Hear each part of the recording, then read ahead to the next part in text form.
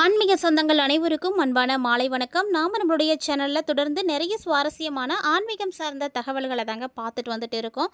அந்த வரிசையில் இன்றைக்கி என்ன பார்க்க போகிறீங்க அப்படின்னா, வரக்கூடிய நவம்பர் 5ஆம் தேதி அன்னைக்கு உருவாகக்கூடிய பௌர்ணமியில் நிறைய கிரக மாற்றங்களானது ஏற்பட இருக்குது.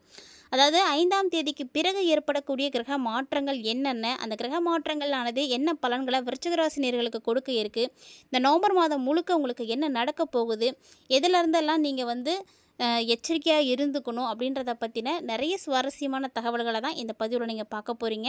கண்டிப்பாக வீடியோ உங்களுக்கு ரொம்ப யூஸ்ஃபுல்லாக இருக்கும்னு நினைக்கிறேன். ஸோ எங்கேயுமே ஸ்கிப் பண்ணிடாமல் தொடர்ந்து பார்த்து பயன்பெறுங்க.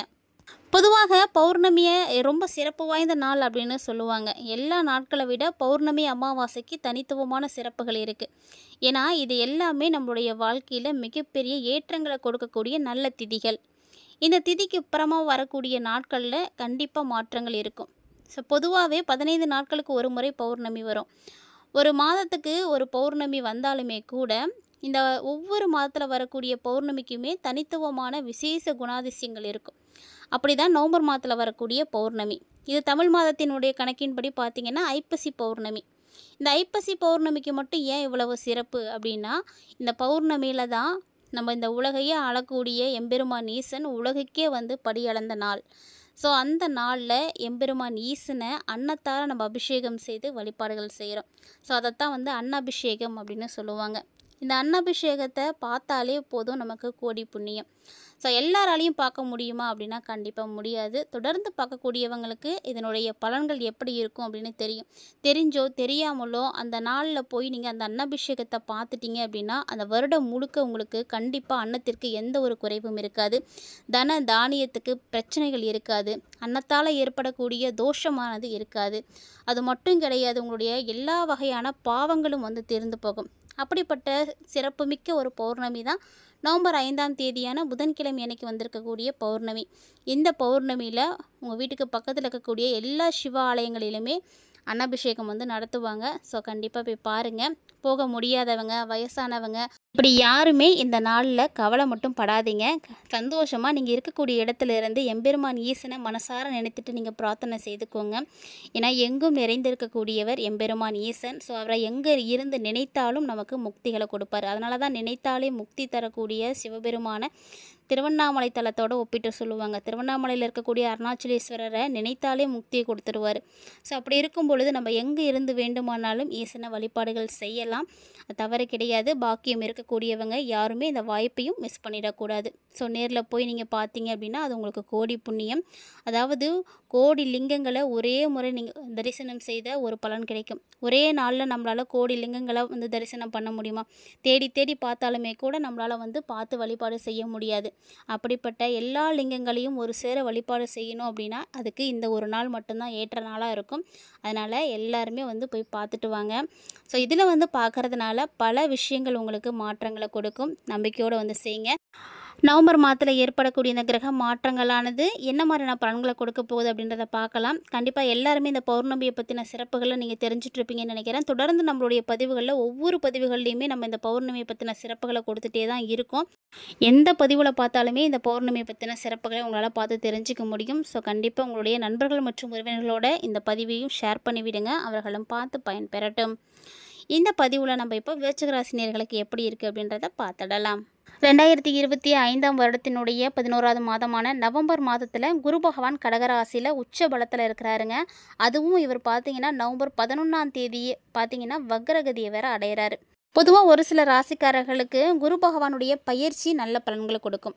அதே ஒரு சில ராசிக்காரர்களுக்கு குரு பகவானுடைய பார்வை கிடைத்தால் நல்ல பலன் கிடைக்கும். குரு பகவானுடைய உச்சமடையும் பொழுது ஒரு சில ராசிக்காரர்கள் பலன்கள் அடைவாங்க. அதுவே ஒரு சில ராசிக்காரர்களுக்கு குரு பகவான் உச்சத்தில் இருந்து வக்ரமாகும் பொழுது நல்ல பலன்களை அடைவாங்க.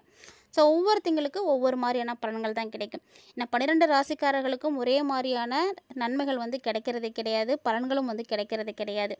ஸோ இப்படி நிறைய சிறப்புகளோடு இந்த குரு பகவான் இருக்கக்கூடிய நிலைகளில் இப்போ குரு பார்த்திங்கன்னா 11ஆம் தேதிக்கு அப்புறமா வக்ர கதியை அடைகிறாரு. அதன் மூலமாக என்ன பலன் கிடைக்கிது? அதுலேயும் பார்த்திங்கன்னா இந்த நவம்பர் 28ஆம் தேதி அன்றைக்கி சனி வேற வக்ர நிவர்த்தி ஆகிறாரு.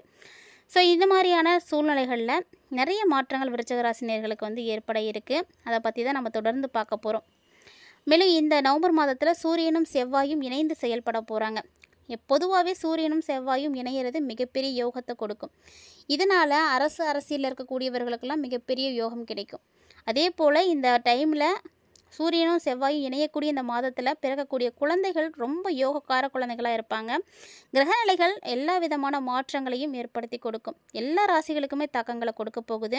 அதில் குறிப்பாக விருச்சக ராசிக்காரர்களுக்கோ அல்லது விருச்சக லக்கணத்தை உடையவர்களுக்கோ உங்களுடைய ராசி அதிபதினு சொல்லக்கூடிய செவ்வாய் உங்கள் ராசியிலே இப்போ இருக்க போகிறாரு. குருவோடைய பார்வையில் வேற இருக்கிறாரு. ஸோ குருவினுடைய பார்வைக்கு நிறைய பலன்கள் இருக்குது. அற்புதமான பலன்கள் கிடைக்கும். ஏன்னா குரு பார்க்கக்கூடிய இடம் எல்லாமே புனிதமாயிடும். குரு ஒரு சுப கிரகம். அவர் பார்க்குறாரு அப்படிங்கும் பொழுது குரு கொட்டி கொடுப்பார். குரு பார்க்க கோடி பலன் அப்படின்னு சொல்லுவாங்க. ஸோ அந்த மாதிரி பணம், நகை, கடன் இது சார்ந்த விஷயங்கள் எல்லா பிரச்சனைகளும் உங்களுக்கு கிளியர் ஆகிடும். ஸோ எந்த ஒரு பிரச்சனையும் உங்களுக்கு பெருசாக தெரியவே தெரியாது. அதே போல் ராசி அதிபதி பலம் அடைகிறாரு.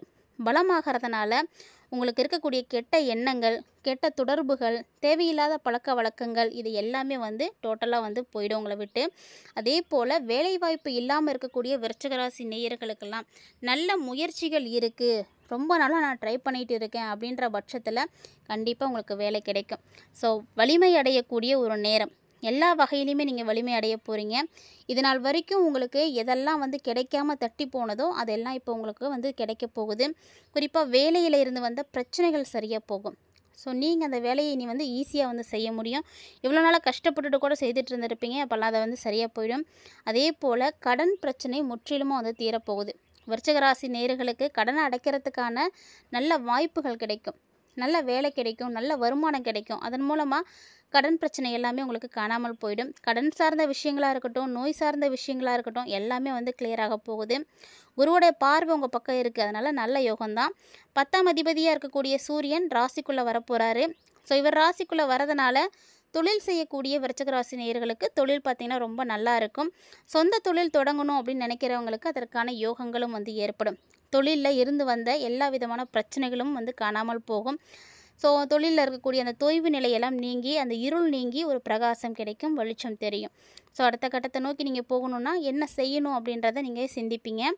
அடுத்த படிக்கு நீங்கள் போகிறதுக்கான வாய்ப்புகள், யோகங்கள் எல்லாமே காத்துட்டு இருக்குது.